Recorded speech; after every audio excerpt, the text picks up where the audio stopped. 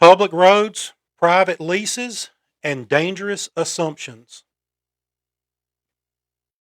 You know, the older I get, the more I realize most confrontations out in the woods don't start because people are evil. They start because people think they know what's going on, and sometimes they are dead wrong. Tonight, I want to talk about something that's becoming more and more common across rural America: hunters being confronted on public roads over property they actually have legal permission to hunt. Now, recently, a lot of people watched online as the guy out in Texas claims that he owns the Pecos River. Everybody's got opinions of it. He owns land on both sides of the river. He believes he owns the river as well.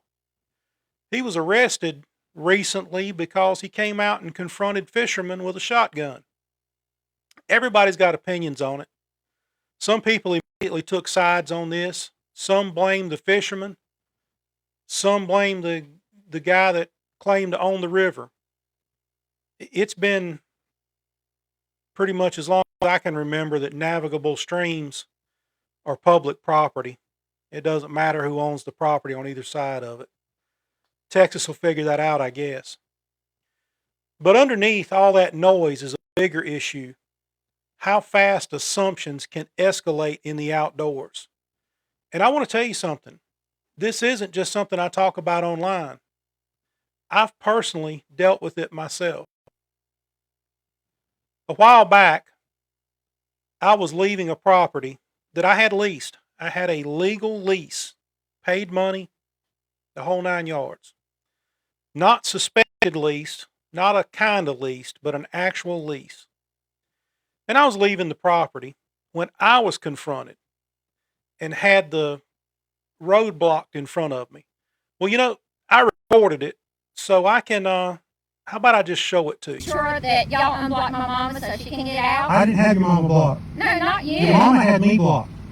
She was trying to leave. I was about the truck. She was sitting right in front of my truck. I got it on Okay, video. all I wanted to make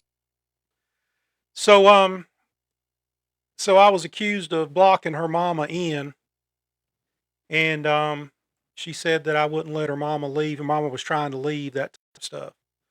So let's see what actually happened. Luckily, I recorded it.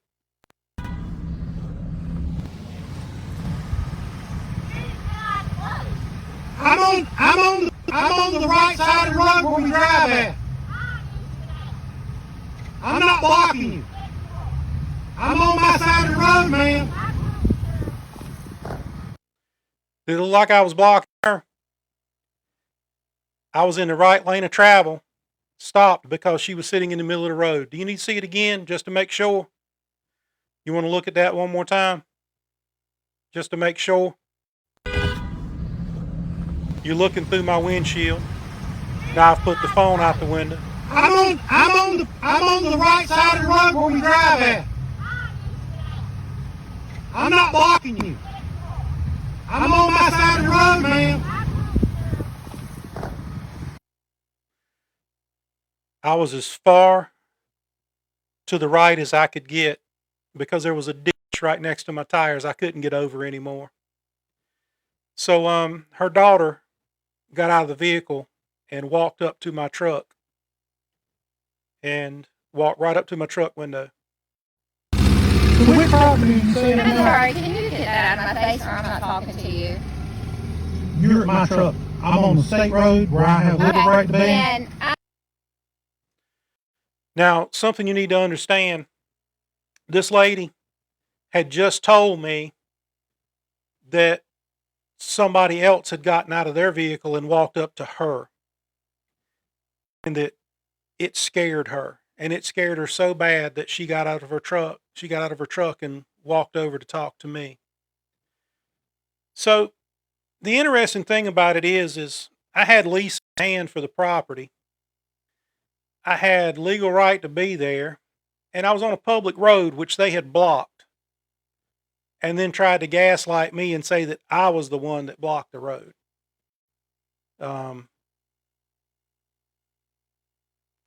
The horn is the white Toyota blowing the horn, not me. I'm on the right side of the road where we drive at. I was in my lane of travel, doing exactly what I was supposed to do. This is why I don't pay much attention to folks when people claim that somebody's trespassing or somebody has done something wrong. I always want to know what the facts are.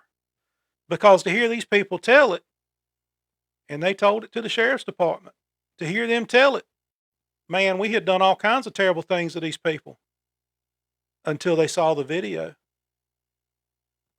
And when they saw the video, everything changed. It's amazing how things like that happen.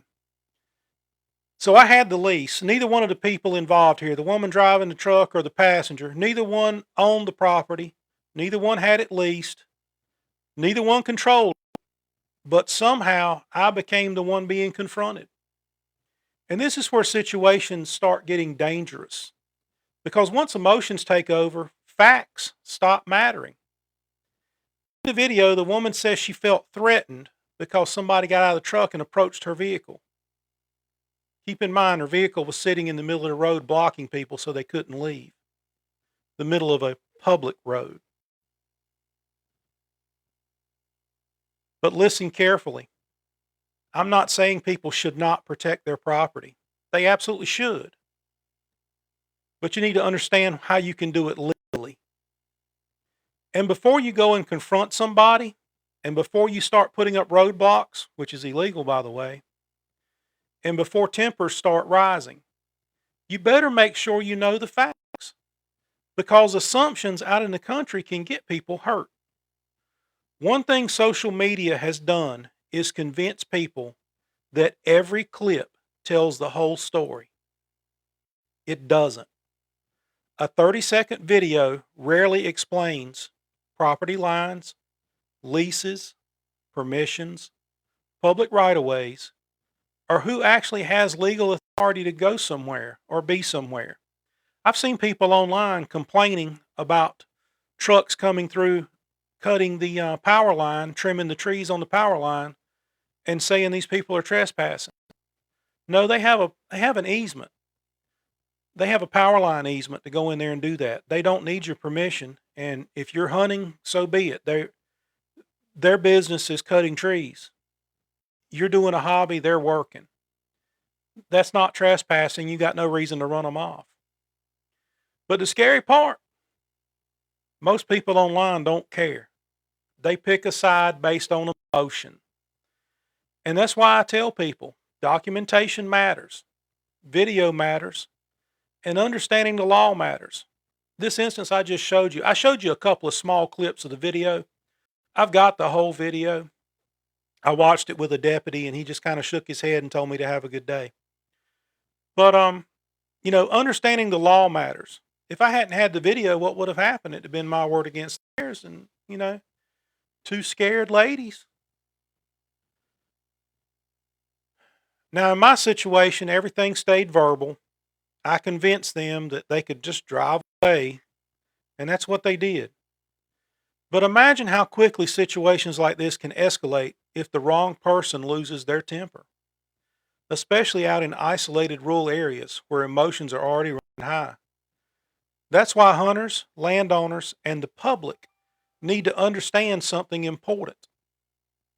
Public roads are public roads. A hunting lease is a legal agreement, and not everybody claiming private property actually has the authority over that property. At the end of the day, most hunters just want to run their dogs, sit in their stand, hunt legally, enjoy the outdoors, and go home safely. That's it. But more and more, we're seeing a culture where people think confrontation comes before communication. I've been told about a guy that was complaining about the dog club that was close to him. He had about 20 acres and the dog club had about 20,000 acres. And he was complaining constantly about the dog club. And he contacted me and, what should I do? What should I do? My first thing is, have you talked to him? He said, well, I don't even know who to talk to. I said, you're telling me they're running dogs near you every day. Surely you see somebody. Go out there and talk to them. So he contacted me about 4 days later. He said, I took your advice and I went and talked to them. Those some good guys, man. They invited me to go hunting with them. I'm going hunting with them Saturday. And they let him join the hunting club because he had 20 acres that bordered the club. They didn't charge him anything. They just let him in. So now he's got access to 20,020 acres instead of just 20 acres. Communication goes a long way, man. But before you pull out in front of somebody's truck, before you start filming and before accusations start flying, make sure you actually know who's right. Make sure you know whose land it is. Because sometimes the person being accused is the only one with legal permission to be there. This is Todd Edwards with TicBite NC. Stay safe out there. Know the law. Know your property lines. Don't let assumptions create problems that facts could have prevented. And my goodness, don't, as my mama used to say, make a mountain out of an ant hill. My goodness, why we got to argue? Most problems can be solved with a glass of tea and pie. Get a slice of pie, glass of tea, sit down, chill out, have a conversation.